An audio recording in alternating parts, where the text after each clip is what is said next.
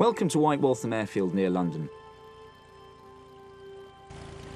This is said to be the largest grass aerodrome in the UK. The expansive field and historic buildings make for a timeless flying experience, as you'll soon discover.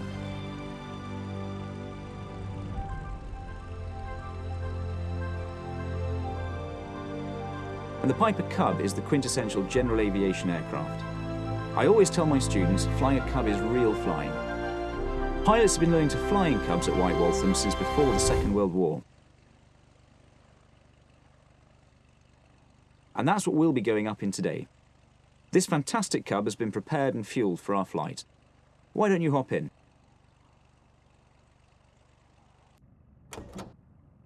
Let's get the engine started. First, I'll turn on the battery. Now, there are only two bits of information you'll need from the instruments during this lesson. Airspeed, or how fast we're going, and altitude, how high we are. Airspeed is displayed on the top left gauge. That's the most important instrument you'll use today, so get familiar with it. In this Cub, the airspeed is shown in miles per hour. Altitude is displayed on the instrument just below the airspeed.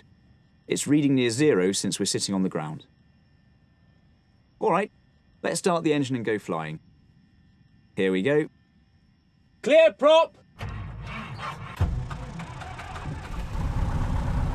Can you hear me okay? We can communicate over the intercom as long as you have your headphones on.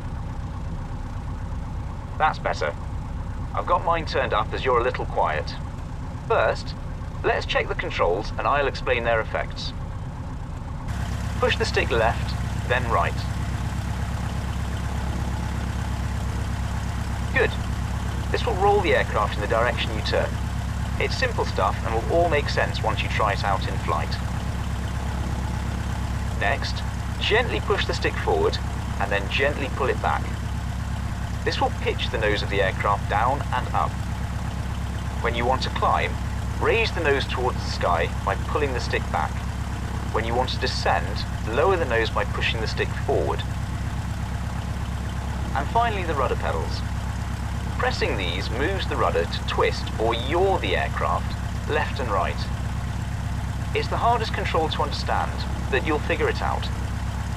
To begin with, you'll probably only use the rudder pedals when we're on the ground. Pushing the rudder pedals will also move the tail wheel, and that's how you steer on the ground. Left rudder will turn us left, right rudder will turn us to the right. Since there's no control tower here at White Waltham, we just broadcast our intentions over the traffic frequency. That way any other aircraft nearby will hear us, know where we are and where we're going. White Waltham Radio, Piper Golf Delta Lima, taxiing from Waltham Flying Club to runway 07. Okay, we're looking good. I'll taxi us up to the runway.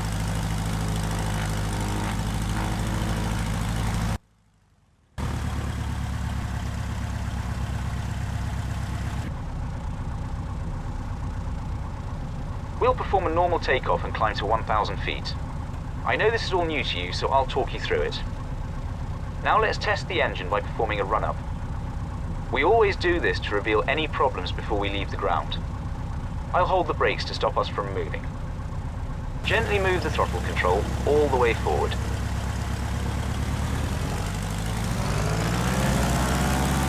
Good. Now pull the throttle control back out.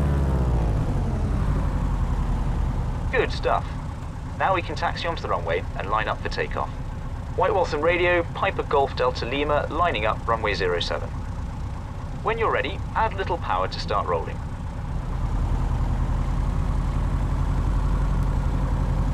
Turn right onto the runway and line up so the nose is pointed straight down the white dashed centre line.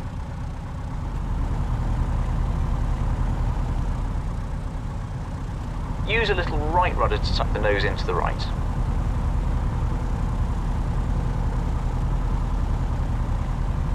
Use the rudder to keep the nose pointed straight down the runway and get ready.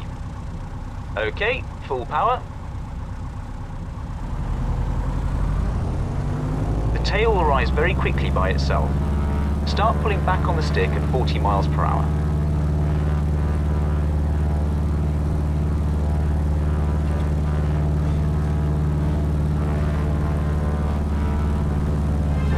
Fantastic, we're flying. Let's the aircraft accelerate to 75 miles per hour. Keep full power for the climb, so control the airspeed by pitching up or down.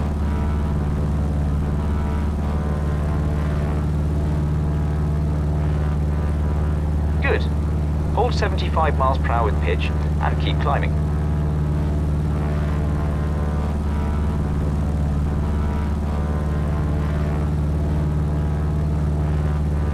"75 miles per hour is the Cub's best rate of climb speed. That means we'll get to altitude as fast as possible flying at 75.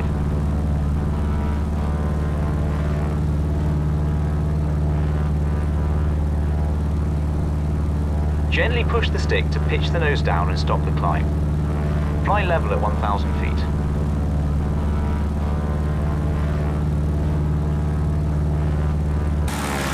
Great!